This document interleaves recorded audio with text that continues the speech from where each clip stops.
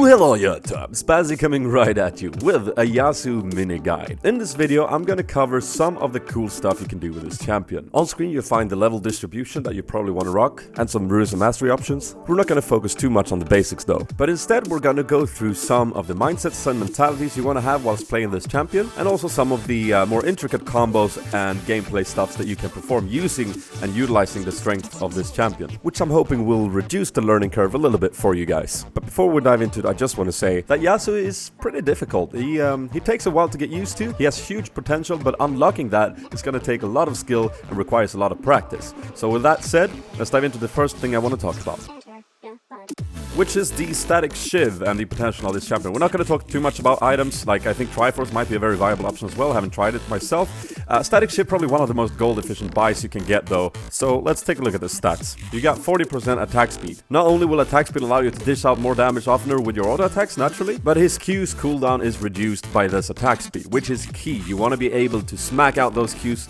as frequently as possible to build up the stacks, to be able to use the knock up as often as possible. Then we have 20% critical strike chance, which because of his passive will be doubled. Naturally, by itself an awesome stat on this champion. And then there is 6% extra movement speed, which will allow Yasuo to build up that shield, which is key to trade efficiently both early, mid and late game. And then there's the passive lightning bolts, which can be triggered off of your Q, which in my opinion is just an extra little frosting on the cake that makes this item way more potent than, for instance, a Phantom Dancer. Now that we know that this item is huge on this guy, how do we apply that knowledge in game? Well, you might want to always get it, even in situations when it's not beneficial for you because of your laning opponent. Static shiv might still be the best purchase. That being said, do not stare yourself blindly upon this item. You might have to build differently, but you will find yourself overall way weaker with the gold spent somewhere else. Let's move on to some ability combos, and I want to start to talk about the Q in combination with the E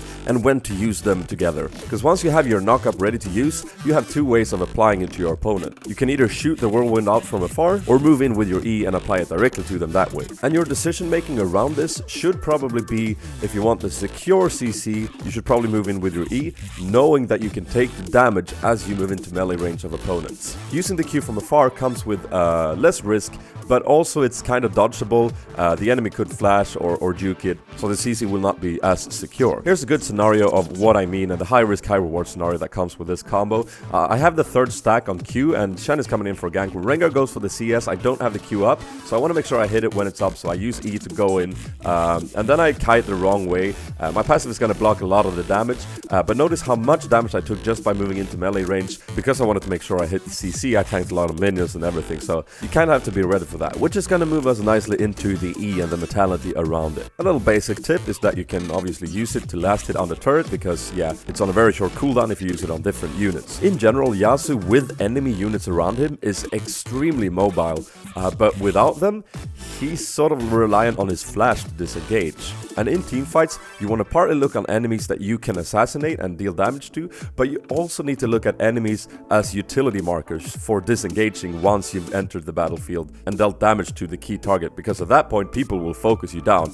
and you need a disengage plan if you want to survive the encounter. In this scenario, we've just pushed an inhibitor and Eve shows up to teamfight. I go in on Yasuo to deal some damage to both him and Tryndamere, and then I disengage onto the Eve because I am very squishy with the current build that I have, and then I see an opportunity to actually go in and stun lock them, so I take a high risk going in to dash out a lot of damage, hoping that the passive will save me. Unfortunately, it doesn't. But you can see what I meant in the early fight there, that I disengaged onto the targets to get out of harm's way. Here I'm gonna get doved by the entire team. I get the stun on the two of the squishy targets in the front line. I use Eve to both pick up the kill and disengage. In this case, I could probably even turn around because I do have passive up at that point, but I decided to play it safe and wait for my teammates to arrive. One thing to keep in mind is that when you have a point in W, using your E will generate flow and get you closer to trigger your passive. If you come out of fight very low and you have an ignite or a dot ticking on you, dash around like a maniac, because you might trigger that passive and that might help you survive. Let's talk about the W, and I want to showcase some good and bad examples here to sort of teach you guys what your mentality needs to be in order to use this ability effectively. Because while you are full offense, this is a defensive ability, and you need to have that split vision. In this scenario, we start a peeling team fight sort of onto the Tryndamere here, and his entire team is trying to disengage. He does have his ultimate up, but I'm going to post the video right here because this is where I should have put up the wall to neglect the Nami CC and the Caitlyn damage. Let's roll the clip again. And you can see that the Nami wave is going to hit, and Caitlyn's going to get a Q off and a lot of damage onto Thresh, and right here is when I put up the wall, still neglecting some damage, but it should have been up there way earlier. Here's another example. We get pulled by the Blitzcrank, and I'm gonna post a video right here because this, as soon as we start putting deeps on this Blitzcrank, that's when I should put up the wall. Sort of like pre what's gonna happen, because inevitably there is gonna be deeps coming in from their ADC. Let's roll the clip again. You can see that a Mystic Shot hits, True Shot Barrage comes in, and we force Brand into his Zhonya's, and he's gonna have to flash away. We do come out ahead of the team fight though, which is nice, but yeah, it could definitely have been optimized.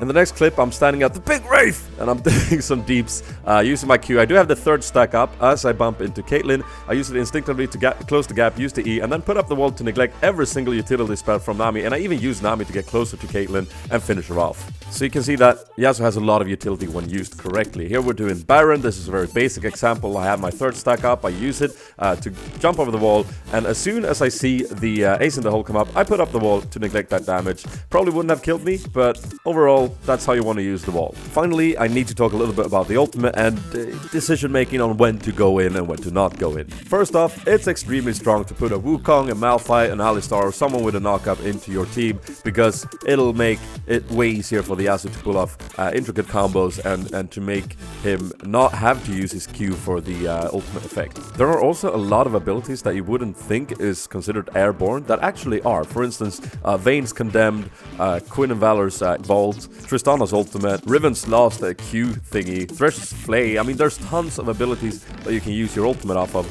and you want to keep an eye out and try and learn which ones so you're ready for it. But it's all about knowing when to go in and be patient and try and look for the best opportunity. Here we're gonna get focused on Nunu, who's trying to disengage. We're waiting for our AD carry to come down from top lane before we go in. I do have GA here, which is an item I do recommend, and as you can see, there are a lot of opportunities for me here to go in where I don't choose to do it until my ADC is here, and then I see the Malphite ult go in on the other Yasuo, so I follow that up and instantly kill him, and then I just try to get to Varus before I die here to deal as much damage as possible. Gonna get downed, but GA is gonna pop, and meanwhile our AD carry is mopping up the kills here, or our marksman should I say. So overall a semi-successful team fight there out of a bad situation. And here we're forcing down a Baron. We know that they don't have vision, so they have to come in and face check. So I wait for Sp4zie basically. I see the Nami ult come out and I'm like, perfect. And then as soon as it hits the ADC, I go in and do some massive deeps. Even though I only have Shiv and IE as damage item right now, the damage is insane once you get the whole combo off. And after that I could flash onto Lulu and pick up that kill, and that's a triple and an ace in a very successful team fight. And as you can see with the Nami ult, I didn't have to use my third Q stack in order to make that engage happen, which is really strong and potent. Anyways, that about wraps it up for this little mid-guide on Yasuo. I know there's a lot of tips and tricks that I haven't mentioned because they were mentioned in the spotlight or in other videos, but feel free to drop them in the comments below and we can all read through there and learn even more intricate stuff about this cool champion. If you do enjoy the skill-based, high-risk, high-reward type of play, Yasuo is the champion for you. If you enjoy this little mini-guide, feel free to hit the thumbs up, add it to your favorites, share it on Facebook and Twitter. If this is the first video of me you're watching, subscribe to my channel. Tons of League of Legends content on there for you, and you can also expect 3 videos a week from me, which is kinda nice. Anyways guys, stay awesome, thanks for watching, and I'll see you next time. This has been Sp4zie, and I am out. Dudes!